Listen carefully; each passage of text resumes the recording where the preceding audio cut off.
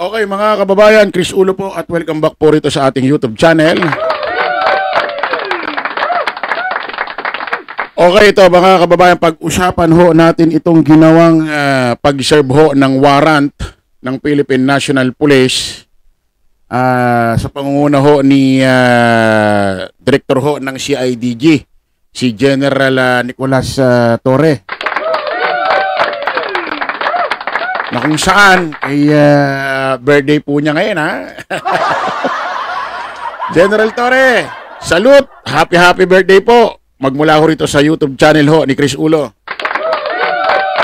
God bless po at loobin pa ho ng Panginoon, bigyan pa ho kayo ng mga lakas na pangangatawan para mapagpatuloy nyo pa ho ang inyong serbisyo para sa mamamayang Pilipino.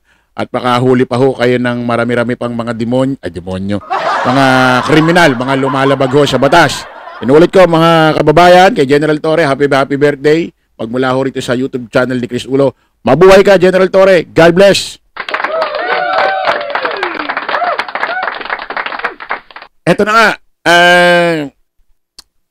pag-usapan ho natin itong ginawa hong pag-aresto, pag-serve ho ng warrant ng Philippine National Police sa panguna ho ni CIDG Director General Torre.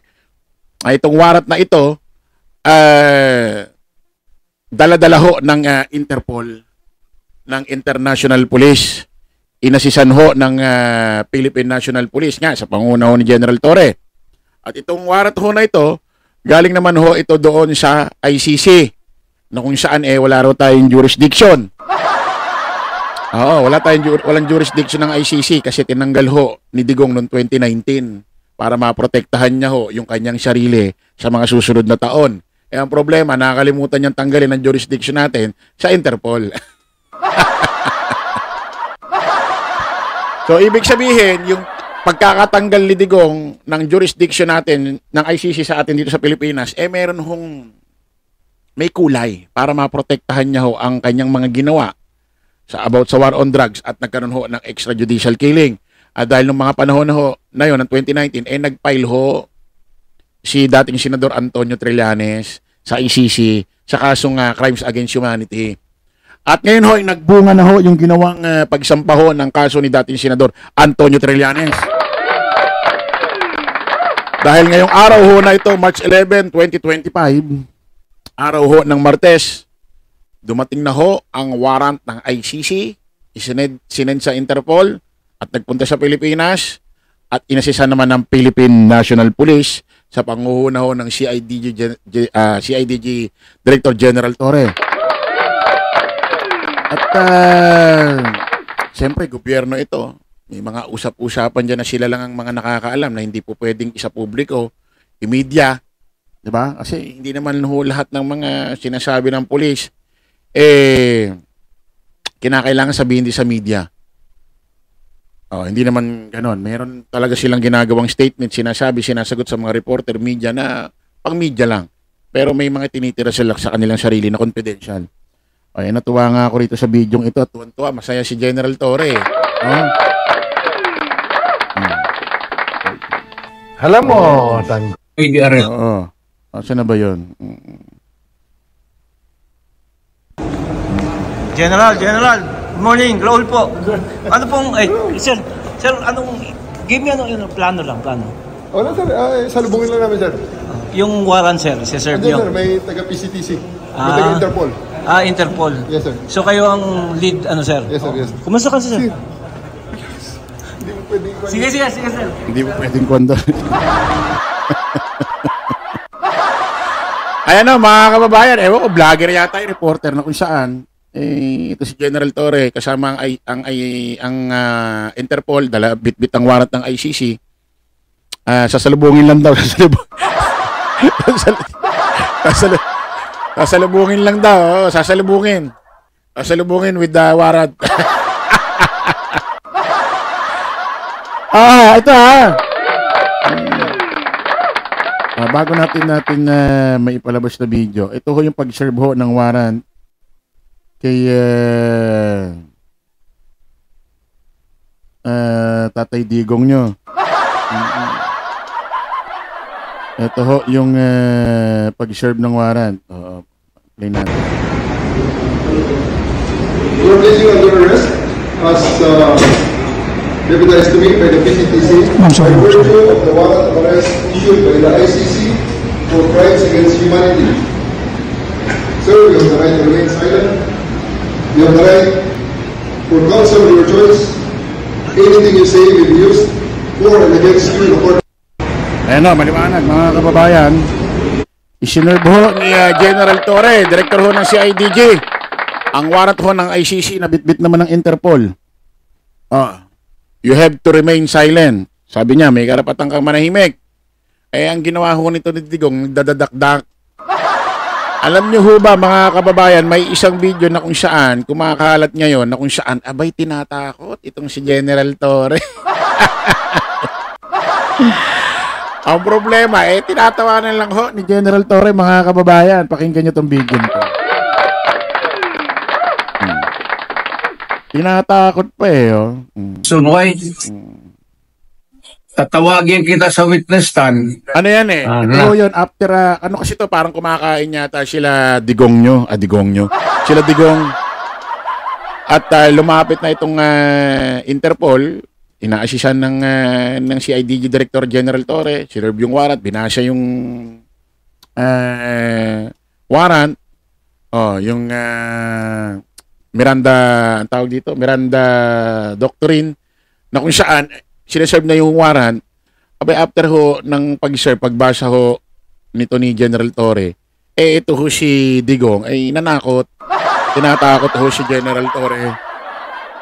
Ito, pakinggan nyo ho Sabihin ko, you're the person who arrested me. May I know the reason why? Have you read the documents? Or at least, have you read the case at that time when you made the arrest? So that you would be guided to what you should know. Sinilimis lang namin kung ano na ang... Ayan mga kababayan, tinatanong ho ni Digong sa anong kaso raw siya inaaresto. Hindi ho natin alam kung... Kasi may binabasa si General Torre sa cellphone. Hindi ko alam kung mismong warrant yon kasi warrant papel. Tinatanong ni Digong kung anong kaso raw, kung bakit daw siya inaaresto. Yung pala, nandoon naman pala ang warrant. Hindi natin alam kung bakit hindi pinakikita muna sa kanila o ano, baka hindi natin alam kung anong rason. Kasi may mga gagawin din silang talagang technique mga kababayan kasi nga, itong hinuhuli, nilalambat, high profile dating presidente ng Pilipinas. Maraming katanungan ito si Digong. Pag daw nagkaroon ng hearing, ganito, tatawagin daw, pauupuin daw, tapos tatanungin kung bakit daw siya hinuli, anong kaso. Doon ka na magpaliwanag sa...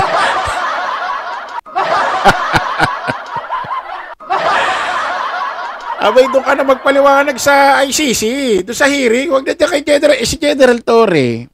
Hindi naman hukom yan, Sir Digong. Hindi naman korte yan. Ano yan, tagapagpatupad ng batas na kung saan kapag may inilabas na warrant o pares, sila yung nagsisilbi. Ngayon, hepe siya ng CIDG, nagpunta ang Interpol dito. Nagpunta ang Interpol, bitbit ang warrant ng ICC, sa kanila ipinasa. Wala na namang ibang pwedeng gawin bilang CIDG Director. Serban, asisahan ang Interpol kasi bisita guess di ba? Guess bisita sa Pilipinas may bit-bit na invitation card. Kailangan itong invitation card, invitation birthday card, maibigay doon sa iimbitahan. Kasi doon sa ICC, meron yatang may birthday at imbitado ka, Sir Digong. Ang dami mo pang tanong, ang dami mo pang palusot, ang dami mong kuskus balungos Sumama ka na at lahat ng katanungan mo, pag nandoon ka na sa ICC court, doon mo na itanong yung mga katanungan mo. Di ba hindi kay General Torre kasi stressin mo pa birthday na birthday no. Di ba? Ang dami mo pang ang dami mo pang tanong doon mo itanong niya sa ICC.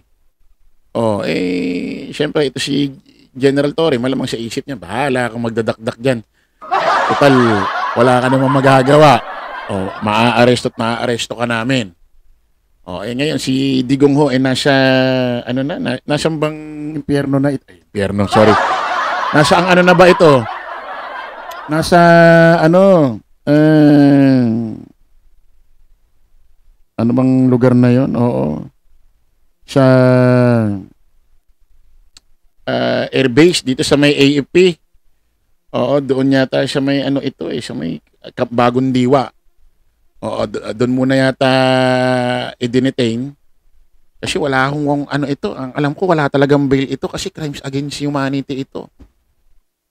Talagang arestado si Digong. Naloko na. Parang kailan lang, no? Digong, parang kailan lang. Ha? Okay, maraming salamat po mga kababayan. Update ho tayo sa kaganapang ito kasi mukhang matagal-tagal ho ito. Talagang pag-uusapan ho ng ilang araw ito. Update ho tayo. Tutok-tutok ho tayo rito sa YouTube channel ni Chris Ulo at meron ho tayong special live mamaya alas 9 na kung saan. Alas 9 ho ng gabi na kung saan. Maganda ho ang pag-uusapan natin. Basta. Mamaya kita-kita tayo. Paalam po, pasamantalang yung lingkod, Chris Ulo. Lagi natin tatandaan doon. Follow the majority. Follow the right way. Maraming salamat. Kita-kits po tayo ulit. Bye-bye po.